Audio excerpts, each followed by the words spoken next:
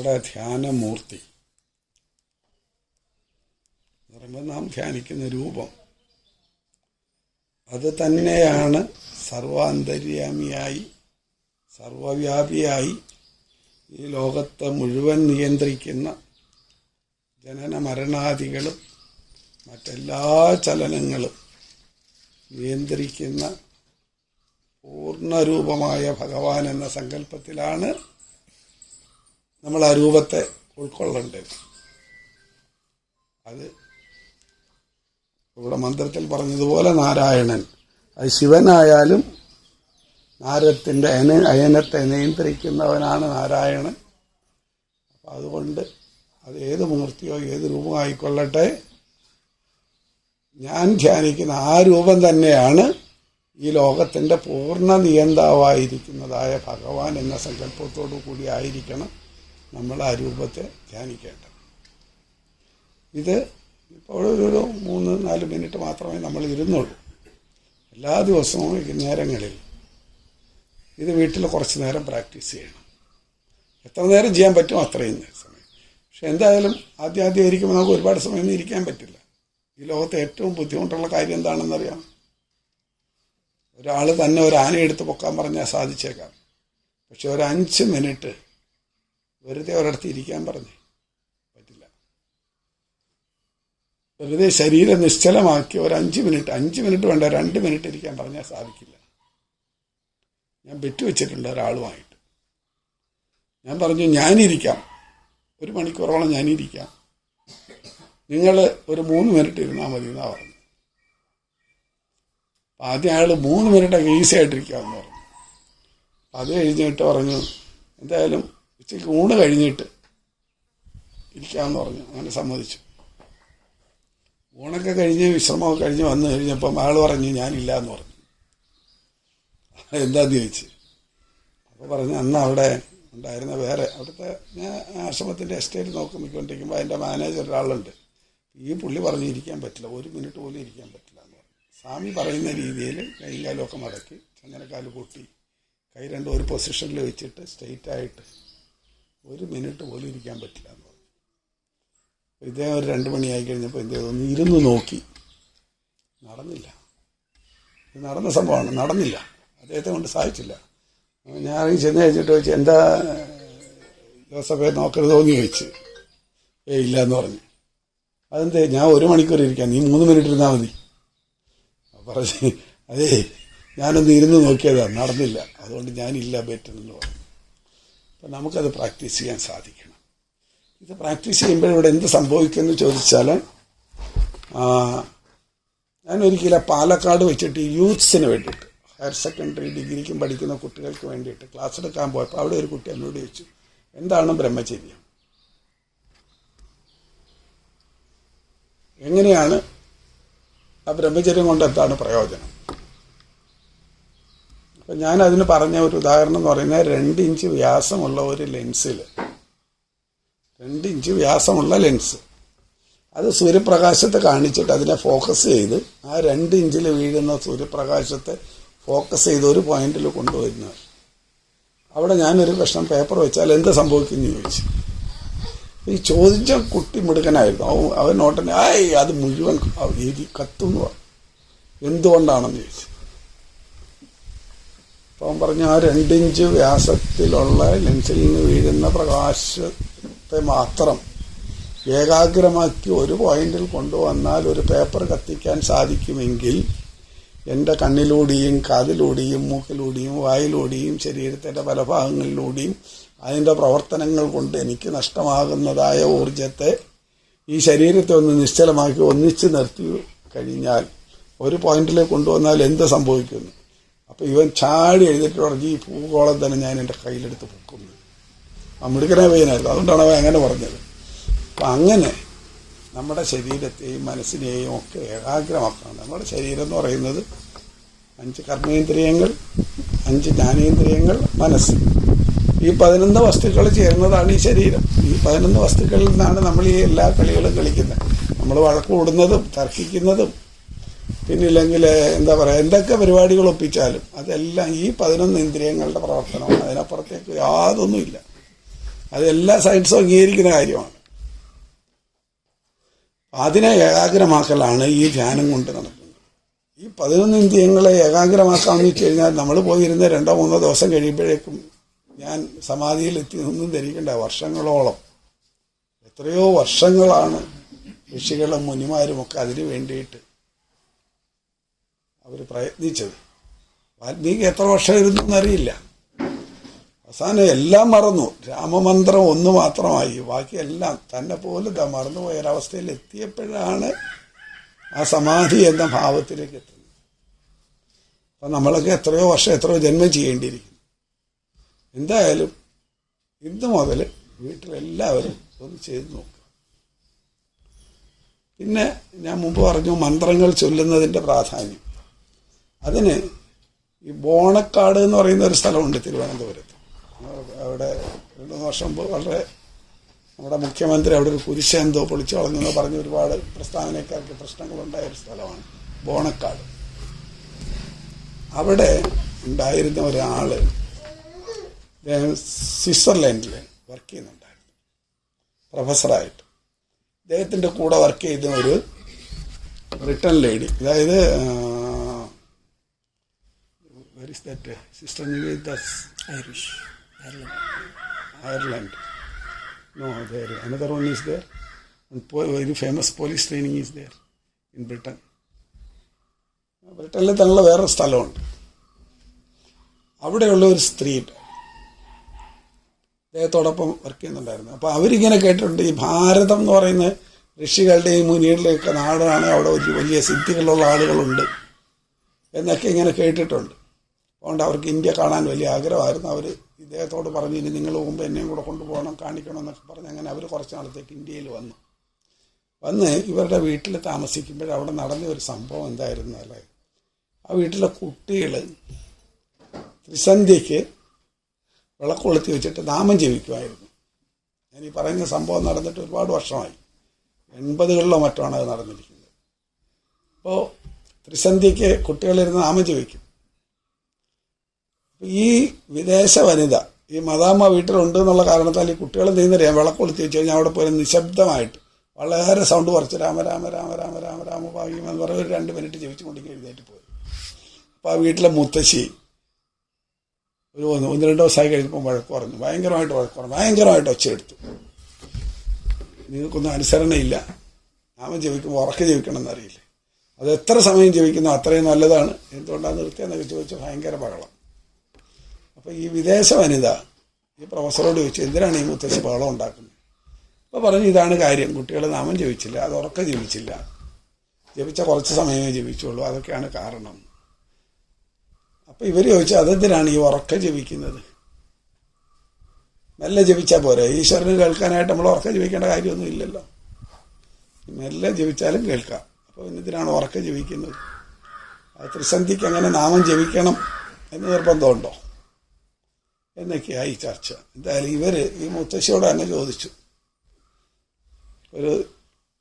ഈ പ്രൊഫസർ തന്നെ അത് ട്രാൻസ്ലേറ്റ് ചെയ്ത് കൊടുത്തു. ഇവർ ചോദിച്ചു, എന്തിനാണ് മുത്തശ്ശി ഉറക്ക നാമം ജപിക്കുന്നത്? ശബ്ദമലിനീകരണം ഉണ്ടാവില്ലേ? അപ്പം മുത്തശ്ശി പറഞ്ഞു, പക്ഷെ ഇപ്പം നമ്മൾ മൈക്കിൽ കേൾക്കുന്ന ഉറക്കമുള്ള നാമജപം ശബ്ദമലിനീകരണം തന്നെയാണ്. അതല്ല, മനുഷ്യൻ്റെ വാഗൊണ്ട് തന്നെ ഉറക്ക ജപിക്കണം. അപ്പോൾ ആ സൗണ്ടിൻ്റെ ഒരു ലിമിറ്റുണ്ട്, ഒരു നിയന്ത്രണമുണ്ട്, നമുക്കറിയാമല്ലോ. പറഞ്ഞ് ഉറക്ക ജപിക്കണം. ഉറക്ക ജപിക്കുമ്പോഴേ ഈ ത്രിസന്ധ്യാവേളയിൽ പ്രകൃതി മുഴുവൻ ശാന്തമാണ്. എല്ലാ ആക്ടിവിറ്റീസും നമ്മളൊക്കെ ചെയ്യുന്ന പോലെ പണികളൊക്കെ നിർത്തി സ്വസ്ഥമാകുന്ന സമയമാണ്.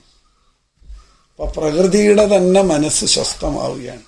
ആ സമയത്ത് ഉറക്ക നാമം ജപിച്ചാൽ ആ മന്ത്രങ്ങൾ അവിടെ ആ ചുറ്റുവട്ടം മുഴുവൻ അത് പ്രതിധ്വനിക്കും, അത് പ്രതിഫലിക്കും. അതിൻ്റെ കറണ്ട് ആ പ്രദേശം മുഴുവൻ ഉണ്ടാവും. ആ ശബ്ദം കേൾക്കുന്ന അത്രയും സ്ഥലത്തുള്ള എല്ലാ ജീവജാലങ്ങളും, ചെടികളാകട്ടെ അല്ലെങ്കിൽ പക്ഷികളോ മൃഗങ്ങളോ ഏത് ജീവിയും ഈ മന്ത്രങ്ങൾ കേൾക്കുമ്പോൾ അവരുടെ മനസ്സിലും അതിൻ്റെ ഒരു എന്താ പറയുക പരിസ്ഫുരണം, അതിൻ്റെ ഒരു കറണ്ട് അതതിലുണ്ടാവും. അപ്പോൾ അപ്പം അത് കേട്ട് അവരും ശാന്തിയടയും, അവർക്കും അത് മോക്ഷത്തിലേക്കുള്ള മാർഗമാവും. അതുകൊണ്ട് ഉറക്ക നാമം ജപിക്കണം. നാമം എന്ന് മാത്രമല്ല, ഈ ജപിക്കുന്ന നാമം ഇത് ഈ ശബ്ദം പുറത്തേക്ക് പോയി കഴിഞ്ഞാൽ നമുക്ക് കേൾക്കാൻ പറ്റില്ല എങ്കിൽ പോലും ഇത് പോയി പല വസ്തുക്കളിലും ചെന്ന് തട്ടി അത് പ്രതിധ്വനിക്കും. അപ്പം അങ്ങനെ അത് ഒരുപക്ഷെ മണിക്കൂറുകളോളം അന്തരീക്ഷത്തിൽ ആ മന്ത്രം ഇങ്ങനെ അലയടിച്ചിട്ടേയിരിക്കും.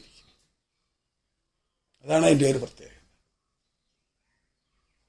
അതുകൊണ്ട് ഉറക്ക നാമം ജപിക്കണം. അപ്പോൾ ഈ സ്ത്രീ ചോദിച്ചു, മുത്തശ്ശി ഈ മന്ത്രം ജപിച്ചാൽ ആ മന്ത്രം അതിൻ്റെ അർത്ഥം ഈ ചെടികൾക്കൊക്കെ മനസ്സിലാവുമെന്ന് ചോദിച്ചു. മനസ്സിലാവും. നമ്മൾ സംസാരിക്കുന്നത് പോലും അവയ്ക്ക് മനസ്സിലാവും. കാരണം അതിൽ ആത്മാവുണ്ട്. ചെടിയിൽ ആ ചെടിക്കും ആത്മാവുണ്ട്. മനുഷ്യനിൽ ആത്മാവ് അല്ലെങ്കിൽ ജീവനുണ്ടെങ്കിൽ മനുഷ്യൻ പറയുന്നത് മനസ്സിലാക്കാൻ കഴിയുമെങ്കിൽ അതിനെ മനസ്സിലാക്കാൻ സാധിക്കും.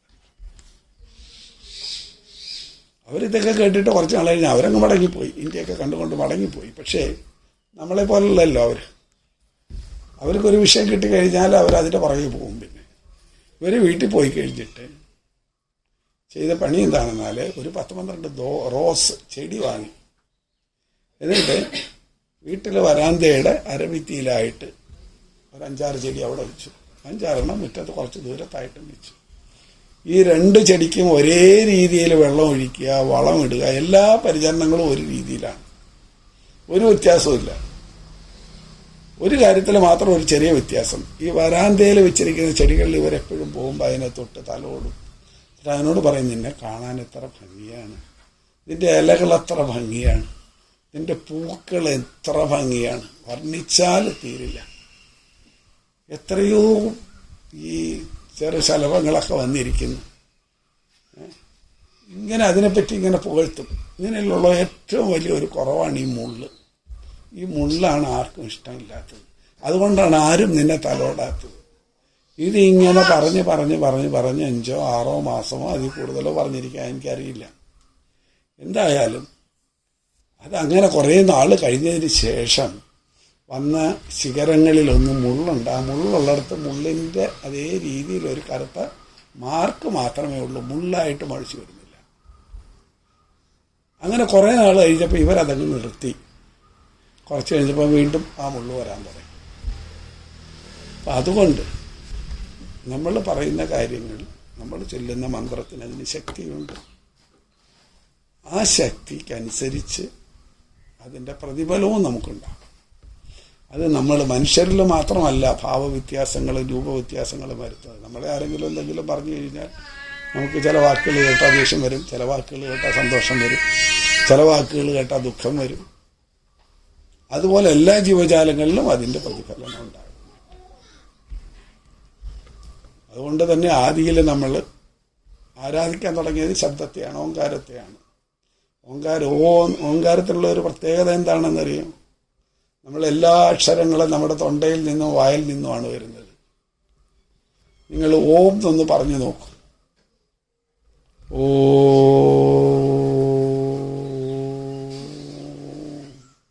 നീട്ടി പറഞ്ഞു നോക്ക്. താനൊന്ന് പറഞ്ഞു നോക്കിയേ. പറയൂ, ഉറക്കെ പറയൂ. ഓം പറയൂ. ഓ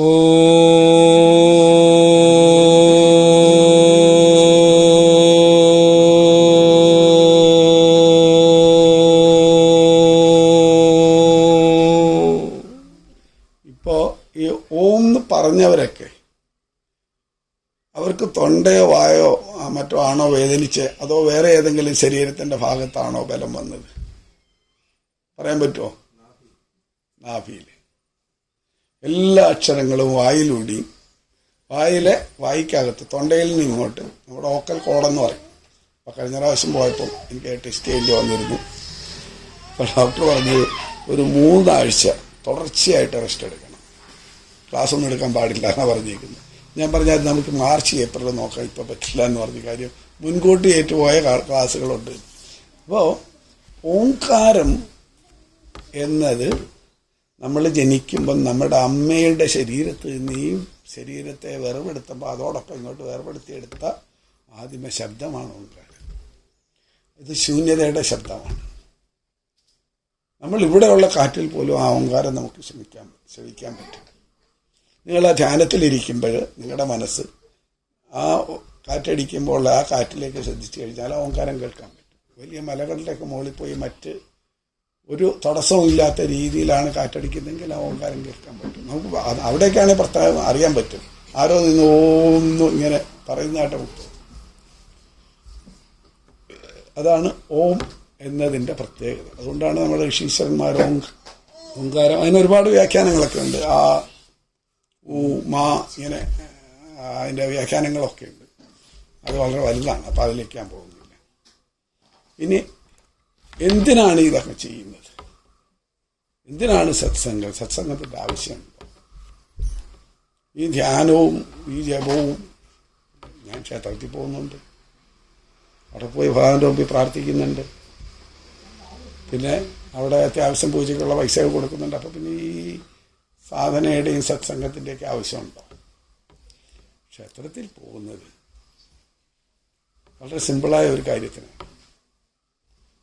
ഇവിടെ മുമ്പ് വേദമന്ത്രം പറഞ്ഞതല്ല, സർവാന്തര്യാമിയും സർവവ്യാപിയുമായിരിക്കുന്ന ഭഗവാന്. പ്രഹ്ലാദൻ തൂണിൽ ഭഗവാനുണ്ടോയെന്ന് ചോദിച്ചപ്പോൾ ഉണ്ട് എന്ന് പറഞ്ഞു. അപ്പോൾ ഹിരണ്യശിവു അടിച്ചു, തൂണ് പിളർന്നു, ഭഗവാൻ വെളിയിൽ വന്നു എന്ന് അടിച്ചിട്ട് നമ്മളടിച്ചാൽ തൂണ് ഉടഞ്ഞു പോവുകയുള്ളൂ, ഹിരണ്യശിവു വരില്ല. കാരണം അത്രയ്ക്ക് വിദ്വേഷം, ഭഗവാനോട് അത്രയ്ക്ക് വിദ്വേഷം നമ്മളിലുമില്ല, പ്രഹ്ലാദനോളം ഭക്തിയും നമ്മളിലില്ല. രണ്ടുമില്ല. ഹിരണ്യകശിപുവിൻ്റെ ശത്രുതയുമില്ല, പ്രഹ്ലാദൻ്റെ ഭക്തിയുമില്ല. അപ്പോൾ അതുകൊണ്ട് ഭഗവാനെ കിട്ടില്ല. അപ്പോൾ എന്ത് ചെയ്യണം? ഭക്താനുകമ്പാർത്ഥം ദേവോ വിഗ്രഹവാൻ ഭവേത്. ഈശ്വരൻ്റെ സാന്നിധ്യം, എനിക്ക് ഈശ്വരനൊന്ന് നേരിട്ട് കണ്ട് കാര്യങ്ങൾ പറയണമെങ്കിൽ എനിക്കതിന് ക്ഷേത്രത്തിൽ പോകണം. കാരണം വീട്ടിലിരുന്ന് ധ്യാനിക്കാം, അതൊക്കെ ശരിയാണ്. പക്ഷേ വീട്ടിലെ ഭാഗവതത്തിലാണ് ഭഗവാൻ ഇരിക്കുന്നതെന്ന് പറഞ്ഞു കഴിഞ്ഞാൽ നമ്മൾ ഭാഗവതം വായിച്ചുകൊണ്ടിരിക്കുമ്പോഴായിരിക്കും മോള് ചോദിക്കുന്നത്, അച്ഛൻ അമ്മയുടെ മരുന്നിൻ്റെ കുറിപ്പടിയോടെ വെച്ചേ. അപ്പോൾ ഞാൻ നീ ഇരിക്കും നോക്കട്ടെ എന്ന് പറഞ്ഞുകൊണ്ട് ഭാഗവതം വരയ്ക്കാൻ തുടങ്ങും. അപ്പോൾ നമുക്ക് അമ്മയുടെ മരുന്നിൻ്റെ കുറിപ്പടിയോ അല്ലെങ്കിൽ അച്ഛൻ ഇലക്ട്രിസിറ്റി ബില്ല് കൊണ്ട് വെച്ചതൊക്കെ ആയിരിക്കാം ഭാഗവതത്തിൽ.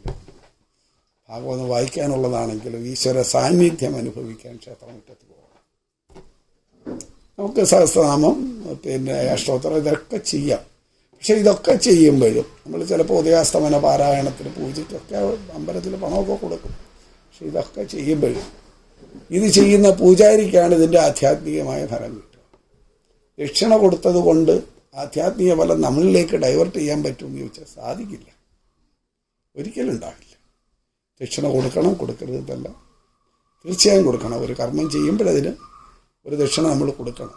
പക്ഷേ നമ്മളിലെ ആധ്യാത്മികമായ ഉണർവുണ്ടാകുന്നതിന് വേണ്ടിയിട്ട് നമ്മൾ പറയുന്ന നമ്മുടെ ഗ്രഹദോഷവും ഏഴര ശനിയും പിന്നെ കണ്ടകശനി ഇങ്ങനെയുള്ളതിനൊക്കെ പ്രതിരോധിക്കാനായിട്ട് പൂജ ചെയ്തുകൊണ്ട് പ്രതിരോധിക്കാം എന്ന് പറയുന്നതല്ല ശരി. മറിച്ച് നമ്മൾ നിരന്തരം ചെയ്യുന്ന ആധ്യാത്മിക സാധന കൊണ്ട്, ഞാൻ മുമ്പ് പറഞ്ഞതുപോലെ ഒരു വലയം, ഒരു ഓറ, ഇംഗ്ലീഷിൽ അങ്ങനെയാണ് പറയാം, നമ്മുടെ ചുറ്റും ഒരു വലയുണ്ടാവും. അത് നമുക്ക് വേറെ ആളിനെ കാണാൻ പറ്റില്ല, കാണേണ്ട കാര്യമില്ല. പക്ഷെ അതുണ്ട് അവിടെ. അത് ഇങ്ങനെയുള്ളതായ ദോഷങ്ങളെയും വീട്ടിലുള്ള അശാന്തികളെയും നമുക്ക് മറ്റുള്ളവരോടുള്ള വിദ്വേഷത്തെയും നമ്മുടെ മനസ്സിൻ്റെ പല രീതിയിലുള്ള ആഗ്രഹങ്ങളെയും ഒക്കെ ഈ ഒരു ആധ്യാത്മികമായ മുന്നേറ്റം കൊണ്ട് നമുക്ക് ഇല്ലാതാക്കാൻ സാധിക്കും. അതെങ്ങനെയാണെന്ന് ചോദിച്ചാൽ, അതുകൊണ്ടാണ് ശങ്കരാചാര്യരാണ് പറഞ്ഞത്, അദ്വൈത വേദാന്തിയായ ശങ്കരാചാര്യരാണ് പറഞ്ഞത്, സത്സംഗത്വേ നിസ്സംഗത്വം, നിസ്സംഗത്വേ നിർമോഹത്വം, നിർമോഹത്വേ നിശ്ചലതത്വം, നിശ്ചലതത്വേ ജീവൻ മുക്തി. നമ്മുടെ ഹിന്ദുമത വിശ്വാസപ്രകാരം നമുക്ക് സ്വർഗവും നരകമൊക്കെ ഉണ്ടെന്നൊക്കെ പറയുന്നത് പുരാണങ്ങളിലാണ്. നമ്മളുടെ ആധ്യാത്മിക, അതായത് വേദങ്ങളിലുമൊക്കെ പറഞ്ഞതെല്ലാം മുക്തിയെ പറ്റിയാണ്, സ്വർഗത്തെ പറ്റിയല്ല, മോക്ഷത്തെ പറ്റിയാണ്. ഇനി ഒരു ജന്മം ഉണ്ടാകാതിരിക്കുക. അപ്പോൾ ഇനി മറുജന്മം ഉണ്ടോ? ഉണ്ട് എന്നാണ് ശാസ്ത്രം പറയുന്നത്. അതെങ്ങനെയാണ് എന്ന് പറയും, അത് ഞാൻ നോക്കട്ടെ, സമയമുണ്ടേ പറയാം, ഇല്ലെങ്കിൽ വേറെ ഏതെങ്കിലും ഒരു അവസരത്തിലാണ്. ഇവിടെ പറയാൻ വന്നത്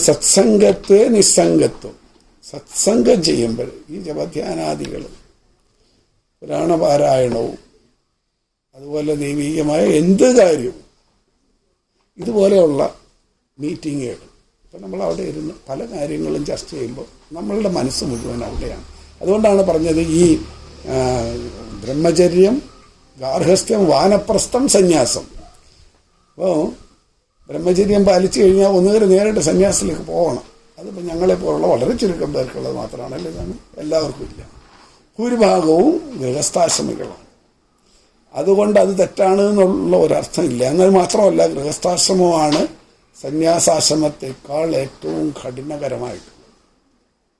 എന്താണെന്ന് വെച്ച് കഴിഞ്ഞാൽ ഇത് വളരെ എളുപ്പം മനസ്സിലാക്കാൻ പറ്റും. നല്ല മൂർച്ചയുള്ള ഒരു വാള്, കുറച്ച് നീളമുള്ള ഒരു വാളിൽ മൂർച്ചയുള്ള ഭാഗം മുകളിലേക്ക് ആക്കി വെച്ചിട്ട് അതിൻ്റെ മുകളിലൂടെ നടക്കാൻ പറയുക. അപ്പോൾ നമുക്കറിയാം അത് മൂർച്ചയുണ്ട്. നമ്മൾ ബാലൻസ് ചെയ്ത് നടന്നു പോയില്ലെങ്കിൽ കാലുമുറി. ശരീരം അങ്ങോട്ടോ ഇങ്ങോട്ടോ ബാലൻസ് ചെയ്ത് കഴിഞ്ഞാൽ കാലുമുറിയും. അപ്പോൾ കാലുമുറിയാതെ അതിൻ്റെ മുകളിലൂടെ നടന്നു പോകുന്നതാണ് സന്യാസം. ഇപ്പം നേരത്തെ തന്നെ പറഞ്ഞിട്ടുണ്ട്, നീ ഇന്ന കാര്യങ്ങളെ ചെയ്യാവൂ, ഇന്ന കാര്യങ്ങൾ ചെയ്യരുത്, അതും പറഞ്ഞിട്ടുണ്ട്.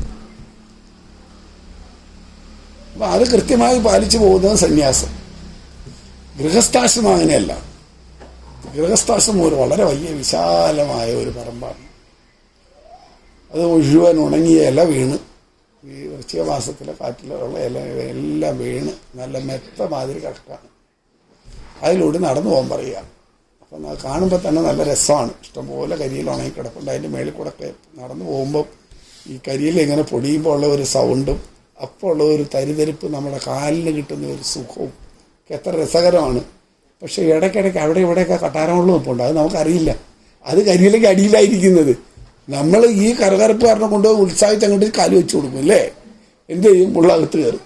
അത് കഴിഞ്ഞാൽ പിന്നെ അവിടെ ഇരിപ്പാ, ഇത് കിടം. പിന്നെ അത് അവിടുന്ന് വല്ല വിധേനയും വലിച്ചൊക്കെ എടുത്ത് അതിൻ്റെ വേദനയൊക്കെ മാറി വരുമ്പോഴേക്കും ഒരു സമയമാവും. അത് കഴിഞ്ഞിട്ട് വേണം പിന്നെ നടക്കുമ്പോഴാണ് പിന്നെ ഈ കരിയില പൊടിയുന്ന ഗിരിയിരിപ്പ് നമുക്ക് അനുഭവമാവുള്ളൂ. അതാണ് ഗൃഹസ്ഥ ധർമ്മം. അപ്പം ഇടയിൽ എവിടെയാണ് മുള്ളു എന്നുള്ളത് അറിയില്ല. അത്രയും യാതനകൾ ഗൃഹസ്ഥാശ്രമത്തിലുണ്ട്. പക്ഷേ ഗൃഹസ്ഥാശ്രമിക്ക് മോക്ഷമുണ്ട്. കാരണം ഗൃഹസ്ഥാശ്രമിയാണ് സന്യാസിയെയും പരിപാലിക്കുന്നത്. സന്യാസി ചെയ്യുന്ന ധർമ്മത്തിൻ്റെ 1/4 മാത്രമേ സന്യാസിക്ക് അവകാശമുള്ളൂ എന്നാണ് പറയുന്നത്. 3 സമൂഹത്തിന് വേണ്ടി, പ്രകൃതിക്ക് വേണ്ടി തന്നെ സംരക്ഷിക്കുന്ന ഗൃഹസ്ഥാശ്രമിക്ക് വേണ്ടിയിട്ട് പങ്കുവയ്ക്കണം. 4 പ്രാവശ്യം നാമം ചോദിച്ചാൽ 1 പ്രാവശ്യത്തെ ഫലമേ സന്യാസിക്കുള്ളൂ. ബാക്കി 3 ലോകത്തോടുള്ള കടമാണത്. ഗൃഹസ്ഥാശ്രമിക്ക് അങ്ങനെയല്ല. തൻ്റെ പ്രവൃത്തിയോടൊപ്പം താൻ എപ്പോഴെങ്കിലും ഒന്ന് നാമം ജപിച്ചാൽ ആ ഫലം മുഴുവൻ ഗൃഹസ്ഥാശ്രമിക്കുള്ളതാണ്. അതുകൊണ്ടാണല്ലോ നാരദനോട് ഭഗവാൻ കൃഷ്ണൻ പറഞ്ഞത്, ഒരു മലയ്ക്ക് ചുറ്റും ഒരു പാത്രം നിറച്ച് നെയ്യ് ഒഴിച്ചു കൊടുത്തിട്ട് ചുറ്റി കയറിട്ടോ പറഞ്ഞ് ചുറ്റിയിട്ടോ ഒന്നേ ചോദിച്ച് ഒരു തുള്ളി പോലും കളയരുതെന്ന് പറഞ്ഞു. ഇതിനിടയ്ക്ക് നീ എത്ര പ്രാവശ്യം എന്നെ പറ്റി ഓർത്തു എന്ന് ചോദിച്ചു. അപ്പോൾ പറഞ്ഞ് അതെങ്ങനെയാണ് ഓർക്കുന്നത്? ഞാൻ ഈ നെയ്യ് കളയാതെ നോക്കും അതോ ഭഗവാനെ ഓർക്കും? അതുകൊണ്ട് ഞാൻ നെയ്യ് കളയാതിരുന്നതാണെന്ന് പറഞ്ഞു. അപ്പോൾ പറഞ്ഞ് ഈ എല്ലാ ജീവിതയാതനകൾക്കിടയിൽ മക്കളുടെയും ഭാര്യയുടെയും അമ്മയുടെയും അച്ഛൻ്റെയും ഒക്കെ എല്ലാ ഉത്തരവാദിത്തങ്ങളും നിറവേറ്റി കൊണ്ടുപോകുന്ന ഒരു സാധാരണ ഗൃഹസ്ഥാശ്രമി അവനാ 24 മണിക്കൂറിനിടയിൽ കാലത്തും വൈകിട്ടും 2 നേരം നാരായണ നാരായണ നാരായണ നാരായണ എന്ന് ജപിച്ചിട്ടുണ്ടെങ്കിൽ അതാണ് നിൻ്റെ 24 മണിക്കൂറിനേക്കാൾ കൂടുതൽ പ്രാധാന്യമുള്ളത്, അർത്ഥമുള്ളത്. അപ്പം ആ നാമജപത്തിനാണ് കൂടുതൽ പ്രയോജനം. ഇവിടെ അദ്വൈത ആചാര്യനായ ഈ ലോകം മുഴുവൻ മായയാണ് എന്നൊക്കെ പറഞ്ഞ് പഠിപ്പിച്ച ശങ്കരാചാര്യരും തുടങ്ങാൻ പറഞ്ഞത് സത്സംഗത്തിലാണ്. സദ്വചനങ്ങൾ കേൾക്കാനുള്ള അവസരങ്ങൾ ഉണ്ടാവില്ല. സത്സംഗത്തെ നിസ്സംഗത്വം. അപ്പം അതിൽ നിന്ന് എന്ത് കിട്ടും എന്ന് ചോദിച്ചാൽ നമ്മൾ അതിന് വേണ്ടിയിട്ട് ഒന്നും ചെയ്യേണ്ട. സത്സംഗം ചെയ്താൽ മാത്രം മതി. നിരന്തരം സത്സംഗം ചെയ്യുക. ആഴ്ചയിൽ 1 ദിവസമെങ്കിലും 1-2 മണിക്കൂർ സമയം നമുക്കിതുപോലെ ഒന്നിച്ചിരുന്ന് എവിടെയെങ്കിലും എന്തെങ്കിലും ഒരു കഥകൾ കേൾക്കാനുള്ള സൗകര്യം ഉണ്ടാക്കുക. എന്താ കാര്യം? ഇന്നിപ്പോൾ ഇവിടെ വന്നിരിക്കുന്ന ഇത്രയും പേരും ഞാൻ പറയുന്നതിലാണ് നിങ്ങളുടെ മനസ്സ്. ഇതിനിടയ്ക്ക് നിങ്ങൾ ആരും വീട്ടിൽ പശുവിനെ കറന്നില്ല എന്നോ അല്ലെങ്കിൽ പശുവിന് വെള്ളം കൊടുത്തില്ലെന്നോ ഉള്ള ചിന്ത നമ്മുടെ മനസ്സിലേക്ക് വരുന്നില്ല. അങ്ങനെ വന്നു കഴിഞ്ഞാൽ അപ്പം നമ്മൾ എഴുന്നേറ്റ് പോകും. പിന്നെ നമുക്ക് ഇരിക്കാൻ പറ്റില്ല. അതാണ് അതിൻ്റെ ഒരു പ്രത്യേകത. സോ അതിനാണ് സത്സംഗം എന്ന് പറയുന്നത്. അതിനാണ് വാനപ്രസ്ഥം എന്ന് പറയുന്നത്. വീട്ടിൽ തന്നെ താമസിക്കണം, ആരും വിട്ടിട്ട് ഓടണ്ട, മക്കളെയും കൊച്ചുമക്കളെയും കളഞ്ഞുകൊണ്ട് പോകണ്ട. പക്ഷെ അവിടെ നടക്കുമ്പോഴും ഈശ്വരനിൽ മനസ്സ് വെച്ചുകൊണ്ട് അവിടെ ജീവിക്കുക. മക്കള് അവരുടെ മറ്റു കൊച്ചുമക്കളോ അവരവരുടെ കാര്യങ്ങൾ നടത്തിക്കോട്ടെ. ഞാൻ മരിക്കുന്നത് വരെ ഞാൻ തന്നെ വേണം മകനെയും മകളെയും നിയന്ത്രിക്കാൻ എന്ന് ധരിക്കുന്നതാണ് തെറ്റ്.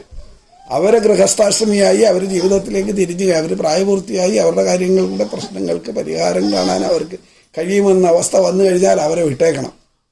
അവരെന്ത് വേണേ ചെയ്യട്ടെ, നഷ്ടം വന്നോട്ടെ, കഷ്ടം വന്നോട്ടെ, എന്ത് വേണേ വിട്ടു. നമ്മളങ്ങോട്ട് നിലകളില്ല. നമുക്ക് 3 നേരം ആഹാരം കിട്ടണം, അല്ലെങ്കിൽ 2 നേരം ആഹാരം കിട്ടണം. സ്വസ്ഥമായിട്ട് ഇത്തരമായിരുന്നു ഭാഗവതം വായിക്കണം, അല്ലെങ്കിൽ രാമായണം വായിക്കണം. ഒന്നുമില്ലെങ്കിൽ 1/2 മണിക്കൂർ TV കാണണം. അപ്പം മകനായിട്ട് ഒന്ന് പറയാ, അച്ഛാ ഇങ്ങനെ ഒരു പ്രശ്നം ഉണ്ടായി, ഇന്നതുപോലാണ്, ഇപ്പം എന്താ ചെയ്യുക എന്ന് ചോദിച്ചാൽ അപ്പം നമുക്ക് എന്തെങ്കിലും പറയാനുണ്ടേ പറഞ്ഞേക്കുക എന്നല്ലാതെ അതിനപ്പുറത്തേക്ക് നമ്മൾ കടന്ന് ചിന്തിക്കേണ്ട. നമ്മൾ മലയാളികൾ അങ്ങനെയല്ല ചെയ്യുന്നത്. നമ്മളെപ്പോഴും മരണം വരെയും അവൻ എൻ്റെ നിയന്ത്രണത്തിലായിരിക്കണം എന്നാണ്. അങ്ങനെ പാടില്ല. ഓ അതില്ലാതെ ഈ രീതിയിൽ സത്സംഗം ചെയ്യണം. വീട്ടിൽ നിരന്തരം നമ്മൾ കാലത്തും വൈകിട്ടും കുറച്ച് സമയം ഈശ്വര ചിന്ത ചെയ്യാൻ നമുക്ക് മാറ്റിവെക്കുക. നമുക്കെപ്പോഴും ഏറ്റവും വേഗം ഒരു ബുദ്ധിമുട്ടുമില്ലാതെ ഒഴിവാക്കാൻ പറ്റുന്ന ഒരു കാര്യം ഈശ്വര ചിന്തയാണ്. അടുത്ത വീട്ടിലെ കല്യാണം ഒഴിവാക്കാൻ പറ്റില്ല, കാരണം അവർ പരാതി പറയും. പിന്നെ അടുത്ത വീട്ടിൽ ഒരാളിന് സുഖമില്ലാതെ കിടക്കുകയാണ് എങ്കിൽ അപ്പോൾ ഒന്ന് പോയി കാണണം, അപ്പോൾ അതിന് സമയം വേണം. എന്നാൽ ഇന്നത്തെ നാമജപം ഒഴിവാക്കിയിട്ട് അങ്ങോട്ട് പോകാം. കാരണം ഭഗവാൻ പറയില്ലല്ലോ നീ എൻ്റെ നാമം ജപിക്കാൻ. ഭഗവാൻ നമ്മളോട് ചോദിക്കില്ലല്ലോ ഇന്ന് നീ എനിക്ക് പാല് നിവേദിച്ചില്ലല്ലോ. അപ്പോൾ അതുകൊണ്ട് അത് പെട്ടെന്ന് ഒഴിവാക്കാൻ പറ്റും. പക്ഷേ നമ്മൾ ഒഴിവാക്കാൻ പാടില്ലാത്തത് ആ ഈശ്വര ചിന്തയാണ്. അതുപോലെ സത്സംഗവും അത് ചെയ്താൽ, മുളക് കടിച്ചാൽ റിസൾട്ട് എന്താണ്? എരിയും, ഇല്ലേ? അല്ലാതെ ആ എരിവിക്ക് എരിവിന് എന്തെങ്കിലും തടസ്സമുണ്ടോ? ഇല്ല. കൊച്ചുകുട്ടി കടിച്ചാലും എരിയും. അത് അപ്പം മുളക് വിചാരിക്കില്ല, കൊച്ചുകുട്ടിയല്ല, അറിയില്ലല്ലോ. അതുകൊണ്ട് അറിയാതെ കടിച്ചു വേണമെന്ന് വിചാരിക്കില്ല, എരിയും. അപ്പം എന്നുപോലെ സത്സംഗം ചെയ്താൽ, വെള്ളം കുടിച്ചാൽ ദാഹം മാറും, ഉറപ്പാണ്. ചായ കുടിച്ചാൽ നമ്മളുടെ ഒരു ഉന്മേഷം ഉണ്ടാകും. അപ്പോൾ ചായ കുടിച്ചാൽ ഉന്മേഷം എന്ന് പറയുന്നത് അതിൻ്റെ കർമ്മഫലമാണ്. എന്നതുപോലെ സത്സംഗം ചെയ്താൽ അത് കഴിഞ്ഞാൽ ഈ നിസ്സംഗത്വം, അതായത് വ്യാവഹാരിക കാര്യങ്ങളോടുള്ള താല്പര്യമില്ലായ്മയല്ല, താല്പര്യക്കുറവ്, നിസ്സംഗത്വം. ആ താല്പര്യക്കുറവ് കാലക്രമത്തിൽ എന്ത് ചെയ്യും? ഈ സത്സംഗം നിരന്തരം ഇത് പോയിക്കൊണ്ടിരിക്കുമ്പോൾ കാലക്രമത്തിൽ ഈ നിസ്സംഗം നിർമോഹമായിട്ട് മാറും. എന്ന് പറഞ്ഞാൽ ആഗ്രഹങ്ങളില്ലാത്തവനെന്നല്ല അതിനർത്ഥം, മറിച്ച് ആവശ്യങ്ങൾ മാത്രമേ ഉണ്ടാവൂ. എനിക്കിപ്പോൾ അത്യാവശ്യം ഒന്ന് വെളിയിൽ പോകാനായിട്ടൊരു 2 വീലർ വേണം, അല്ലെങ്കിൽ ഒരു കാറ് വേണം. അടുത്ത വീട്ടിൽ കിടക്കുന്നത് എന്താണ്, പിന്നെ വില കൂടിയ ഏതെങ്കിലും ഒരു കാർ BMW ആണെങ്കിൽ അവൻ BMW വാങ്ങിയതുകൊണ്ട് എനിക്കിനി ബെൻസ് വാങ്ങണം എന്നൊരാഗ്രഹം നമ്മളുടെ സാധാരണ ഉണ്ടാവാറുണ്ട്. അങ്ങനെയുള്ള ആഗ്രഹങ്ങൾ, മറ്റൊരാളെ കണ്ടുകൊണ്ടുള്ള ആഗ്രഹങ്ങൾ, മറ്റൊരാളുടെ സുഖ സൗകര്യങ്ങളെക്കാൾ കൂടുതൽ തനിക്ക് വേണമെന്നുള്ള ആഗ്രഹം നമ്മളിൽ ഇല്ലാതാവും. അതാണ് നിസ്സംഗത്വം, നിർമോഹത്വം. സത്സംഗത്ത് നിസ്സംഗത്വം, നിസ്സംഗത്ത് നിർമോഹത്വം. അപ്പം അങ്ങനെ ആഗ്രഹം വരുമ്പോഴാണ് നമുക്ക് നമ്മുടെ ജീവിതത്തിൽ എന്തെങ്കിലുമൊക്കെ മിച്ചം പിടിക്കാൻ പറ്റുള്ളൂ. കാര്യം നമ്മളുടെ ആവശ്യങ്ങൾ നടന്നാൽ മതിയെങ്കിൽ. അതിനപ്പുറത്തേക്ക് എനിക്ക് ഒരു രാവിലെ ഒരു ശാലം കഞ്ഞി, ശാലം തേങ്ങ എരുമയിട്ട് ഒരു ശാലം ചെറുപയർ വറുത്തുണ്ടെങ്കിൽ നമ്മൾ ഹാപ്പിയാണ്. ഇപ്പം അടുത്ത വീട്ടിൽ ഒരാൾ പറയുകയാണ് ഞാനിന്ന് കഴിച്ചത് ബർഗറാണ് എന്ന് പറഞ്ഞു കഴിഞ്ഞാൽ അതുകൊണ്ട് നമുക്ക് ബുദ്ധിമുട്ടൊന്നുമില്ല. ബർഗർ കഴിച്ചോളൂ, നല്ലതാണ് നിങ്ങൾക്ക്. പക്ഷെ എനിക്ക് എൻ്റെ കഞ്ഞി കൊണ്ട് തൃപ്തിയാണ്, അപ്പോൾ പിന്നെ ഞാൻ ബർഗറിൻ്റെ പുറകെ പോകണ്ട എന്ന നിർമോഹത്വം നമ്മളിലുണ്ടാവും. നിർമോഹത്വേ നിശ്ചലതത്വം. ഈ നിർമോഹം കാലക്രമത്തിൽ എല്ലാത്തിനോടും നമ്മളിൽ ഓട്ടോമാറ്റിക്കായിട്ട് നമുക്ക് വിരക്തി ഉണ്ടാക്കുകയല്ല ചെയ്യുന്നത്, ഉണ്ടാവും. ആഗ്രഹങ്ങൾ പൂർണ്ണമായും ഇല്ലാതായാൽ അപ്പോൾ നമ്മളിൽ വിരക്തിയില്ല. നിർമോഹത്തെ നിശ്ചലതത്വം, വിരക്തിക്ക് പറഞ്ഞ വാക്കാണ് നിശ്ചലതത്വം. വെച്ച് കഴിഞ്ഞാൽ സമദുഃഖേ സുഖേ കൃത്വ, സുഖത്തിലും ദുഃഖത്തിലും സന്തോഷത്തിലും എല്ലാം നമുക്ക് ഒരേ ഫീലിംഗാണ്. ഞാൻ ഒരാളെ കണ്ടിട്ടുണ്ട്, അദ്ദേഹത്തിൻ്റെ മകള് ഗർഭിണിയാണ്, ഹോസ്പിറ്റലിൽ പോയി തിരിച്ചു വന്നില്ല. മകൻ ഓടി വന്ന് പറഞ്ഞു, അച്ഛാ ചേച്ചി രാവിലെ 9 മണിക്ക് ഹോസ്പിറ്റലിൽ പോയി, 12 മണിയായിട്ടും കാണാഞ്ഞുകൊണ്ട് ഞാൻ പോയി. അവിടെ ഹോസ്പിറ്റലിൽ ചെന്ന് അന്വേഷിച്ചപ്പോൾ അവർ പറഞ്ഞു അവിടെ നിന്ന് പോയിട്ട് ഒരുപാട് സമയമായെന്ന് പറഞ്ഞു, വീട്ടിലെത്തിയിട്ടില്ല എന്ന്. അപ്പോൾ ഈ അച്ഛൻ എഴുന്നേറ്റൊന്ന് ബാത്റൂം പോയിട്ട് തിരിച്ചു വന്നിട്ട് പറഞ്ഞു, ഇപ്പോൾ വഴിയിൽ വല്ല തളർച്ച എന്തെങ്കിലും തോന്നി എവിടെയെങ്കിലും ഇരിക്കുന്നുണ്ടാവും, ക്ഷീണം മാറുമ്പോൾ വരും, അതിന് നീ കിടന്ന് വെപ്രാളൊന്നും ഉണ്ടാക്കണ്ട. എന്നിട്ട് പറഞ്ഞു, നീ ഇവിടുന്ന് തിരിച്ച് അങ്ങോട്ട് പോകുമ്പോൾ ഈ 2 വീലറിലല്ല പോകണ്ട, നടന്ന് പോകുന്ന വഴിക്ക് ഏതെങ്കിലും വീടുകളിലെങ്ങാനും ഒന്ന് ചോദിച്ചു നോക്ക്, ചേച്ചി ഇങ്ങനെ ഇങ്ങോട്ടെങ്ങാനും വന്നോ എന്ന്. എത്ര ശാന്തനായിട്ടാണ് അദ്ദേഹം പറഞ്ഞത്. അദ്ദേഹത്തിൻ്റെ പേര് ശങ്കർ ശർമ്മ എന്നാണ്. നാഷണൽ അവാർഡൊക്കെ കിട്ടിയ ഒരു അധ്യാപകനാണ്. ഹരിജനങ്ങൾക്ക് ഗീത ചൊല്ലിക്കൊടുത്തു എന്ന കാരണത്താൽ, ഹരിജനങ്ങൾക്ക് ഗായത്രി മന്ത്രം ജപിച്ചു കൊടുത്തു എന്ന കാരണത്താൽ ഭ്രഷ്ട് കൽപ്പിച്ച് ഒരു അധ്യാപകനുണ്ടായിരുന്നു കാലടി രാമകൃഷ്ണാശ്രമത്തിൽ. ആഗമാൻ സ്വാമികളാണ് അദ്ദേഹത്തെ, അദ്ദേഹം പഠിക്കാൻ നിവർത്തിയിൽ അതിനുകൊണ്ട് സഹായിച്ച് പഠിപ്പിച്ചതൊക്കെ. അങ്ങനെ സ്വാമി പറഞ്ഞനുസരിച്ചിട്ടാണ് ഈ ഗായത്രി മന്ത്രമൊക്കെ പറഞ്ഞു കൊടുത്തത്. അതിൻ്റെ പേരിൽ ഭ്രഷ്ട് കൽപ്പിച്ചു എന്ന് മാത്രമല്ല, ഒരിക്കൽ അദ്ദേഹം തന്നെ പറഞ്ഞു, ഒരിക്കൽ ഒരു വീട്ടിൽ അവർ കല്യാണത്തിന് ക്ഷണിച്ചു. അവിടെ ചെന്ന് കഴിഞ്ഞപ്പോൾ അവർ പറഞ്ഞു, അതേ ശർമാജി ഒരു കാര്യം ചെയ്യും, പുറകുവശത്ത് വന്നാൽ കുറച്ച് ആഹാരം തരാൻ കഴിച്ചുകൊണ്ട് പൊക്കോളൂ. ശർമാജി വന്നു എന്ന് പറഞ്ഞാൽ ബാക്കി എല്ലാവരും പൊക്കളയും. അദ്ദേഹം എന്നോട് പറഞ്ഞ സംഭവമാണ്. അപ്പോൾ അദ്ദേഹത്തിൻ്റെ പുറകിൽ പോയി അവരവിടെ വരാന്തയിലിരുത്തി. നോക്കണം, ഒരു ബ്രാഹ്മണനാണ്, ബ്രാഹ്മണൻ്റെ വീട്ടിലാണ് കല്യാണം. വരാന്തയിലിരുത്തി ഒരു അലൂമിനിയം പാത്രത്തിൽ ആഹാരം വിളമ്പി കൊടുത്തു. അത് സന്തോഷമായിട്ട് കഴിച്ചു. നിർമോഹത്വം, നിശ്ചലതത്വം. ഇത് കഴുകി പ്ലേറ്റ് അദ്ദേഹം തന്നെ കഴുകി വെച്ചിട്ട് അവർ പറഞ്ഞു എന്ന് പറഞ്ഞു, ശർമാജി ആ പ്ലേറ്റ് ഒന്ന് കഴുകി അവിടെ കമത്തി വെച്ച് വെക്കുന്നു. അദ്ദേഹം പ്ലേറ്റ് കഴുകി കമത്തി വെച്ചിട്ട്, എന്നാൽ ആയിക്കോട്ടെ ഞാൻ വരാം, ഇനി കല്യാണത്തിന് വന്നില്ല എന്ന് പരാതിയില്ലല്ലോ എന്ന് പറഞ്ഞ് അദ്ദേഹം പോയി. വേറെ ഒരുപാട് സംഭവമുണ്ട് ഇങ്ങനെയുള്ളത്. എനിവേ, ആ നിർമോഹത്വവും നിശ്ചലതത്വവും വന്ന ഒരു മനുഷ്യൻ്റെ അവസ്ഥ പറയുക, ആരോടും ഒരു വിരോധമില്ല. നിശ്ചലതത്വ ജീവൻ മുക്തി. ആ നിശ്ചലതത്വം വന്നു കഴിഞ്ഞാൽ സ്വാഭാവികമായി മോക്ഷത്തിലേക്കാണ് പോകുന്നത്. അതിന് നമ്മളെ ആരെയും മോക്ഷത്തിലേക്ക് കൊണ്ടുപോകണ്ട. അതിന് വേണ്ടിയിട്ട് ആരും കർമ്മയോഗവും ധ്യാനയോഗവും ഒന്നും പ്രാക്ടീസ് ചെയ്യേണ്ട. ഇതെല്ലാം ഈ സത്സംഗത്തിൽ നിന്ന് കാലക്രമത്തിൽ നമ്മളിൽ അനുഭവവേദ്യമാകും. നമ്മൾ അങ്ങനെ ആയിത്തീരുകയാണ് ചെയ്യുന്നത്. നമ്മളാരും ഞാൻ കർമ്മയോഗമാണ് പ്രാക്ടീസ് ചെയ്യുന്നതെന്ന് പറയേണ്ട കാര്യമില്ല. അവസ്ഥയിലേക്ക് നമ്മളെ കൊണ്ടെത്തിക്കും. നമ്മുടെ ജോലി ഉപേക്ഷിക്കേണ്ട, വീട് ഉപേക്ഷിക്കേണ്ട, ഭാര്യയും മക്കളും ബന്ധുക്കളും അല്ലെങ്കിൽ മറ്റ് സൗകര്യങ്ങളും ഒന്നും ഉപേക്ഷിക്കേണ്ട. ആകെ ചെയ്യാനുള്ളത് ഇത്രയും വേണ്ടി സത്സംഗം. എവിടെ ഈശ്വരനാമം ജപിക്കുന്നിടത്ത് നമുക്ക് പോയി ഇരിക്കാനും കേൾക്കാനും ഉള്ള മനസ്സ് കാണിച്ചാൽ മാത്രം മതി. 24 മണിക്കൂർ അതിന് വേണ്ടിയിട്ട് പോകണ്ട. അടുത്ത വീട്ടിലെ കല്യാണം ഒഴിവാക്കിയിട്ട് പോയി സത്സംഗം പങ്കെടുക്കണമെന്ന് പറയുന്നില്ല.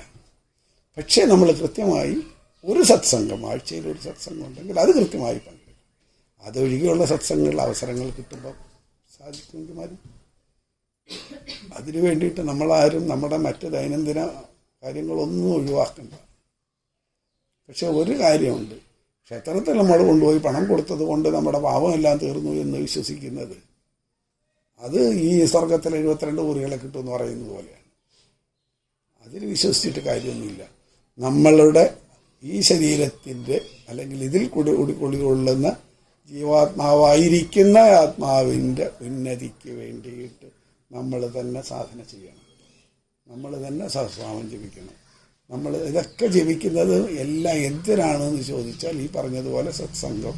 ആ സത്സംഗം കൊണ്ട് നമുക്ക് മുമ്പ് പറഞ്ഞതുപോലെ സത്സംഗത്ത് നിസ്സംഗത്വം, നിസ്സംഗത്ത് നിർമോഹത്വം, നിർമോഹത്ത് നിശ്ചലതത്വം, നിശ്ചലതത്വ ജീവൻ അതുണ്ടാവുന്നതിന് വേണ്ടിയിട്ടാണ്.